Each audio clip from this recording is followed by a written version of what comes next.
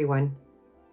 My name is Sandra Prather, and I'm an Honorary Oblate and an Oblate Associate in OMI Lacombe, Canada. Today is Tuesday, March 15th, 2022. Do you know who Nathan Skelly is? He's the water boy in the hit TV series Ted Lasso.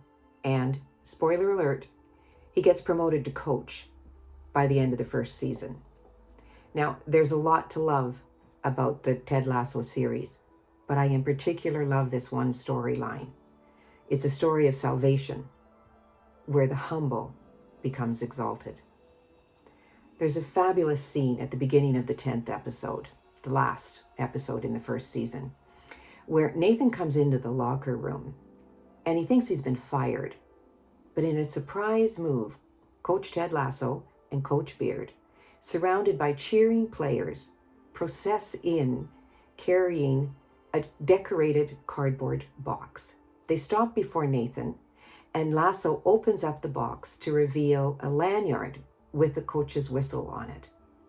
He takes it out and solemnly places it around Nathan's neck and declares him to be now Coach Nate.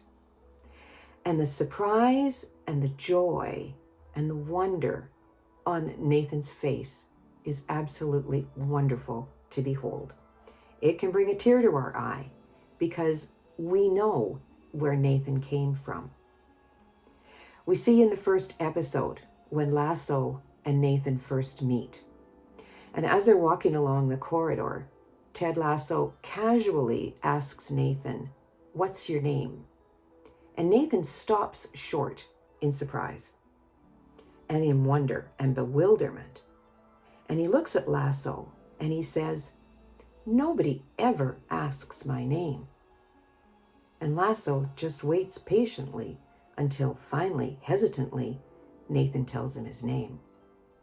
Later on in the same episode, when Nate comes up to Lasso on the pitch, Lasso refers to him by name. And again, Nathan's face is one of just shock and disbelief. And he says to Lasso, "You remembered my name." And Lasso just shrugs that off. But you see, we know who Nathan is. Nathan's the water boy. Nathan's the one that no one ever sees. He's ignored. He's scorned even. He's the victim of practical jokes by the team members. No one in management ever talks to him or asks his opinion. No one listens and no one cares. Until Coach Beard and Ted Lasso come along. And not only do they ask his name, they remember his name. And they ask for his opinions and they ask for his advice. And as it turns out, Nathan knows a lot about football, soccer. He knows the strengths and weaknesses of the players on his team, and he knows the league and the other players in the other league teams. He knows football strategy, and Ted Lasso doesn't. And so he turns to Nathan for advice, and he follows some of Nathan's advice. And gradually, over the course of this series, Nathan finds a voice. Now, it's hesitant at first, and it's diffident. But as his words are met with respect and with consideration, he becomes more confident. And suddenly, Nathan, the invisible, the ignored, and the disregarded, is brought into a place of respect and honor. He is seen and he is heard. Now, that does bring a tear to my eye. There's two takeaways for me to hold on to here. And the first is to remember God knows my name. Scripture tells me so. I have called you by name. I have carved you on the palm of my hand. I have counted the hairs on your head, and I have knit you together in your mother's womb. To God, I am not invisible, disregarded, or silenced, and neither are you.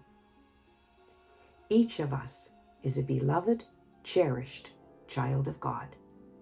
And we need to remember that, especially when the world or the church tells us we are not.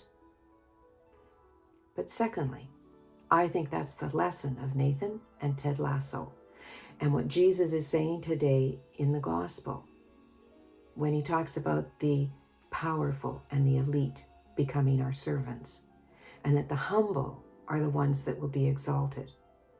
I think it's a powerful testimony to the synod process that Pope Francis is calling us to as church.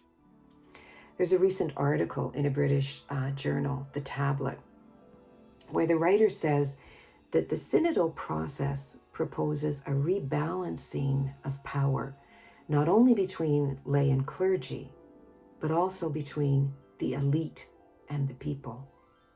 And phew, I think Pope Francis had that in mind when he called the synod, and when he talks about synodality, and the church being open to the voices of all, and recognizing that the Spirit is present in all, not just in the powerful and the elite.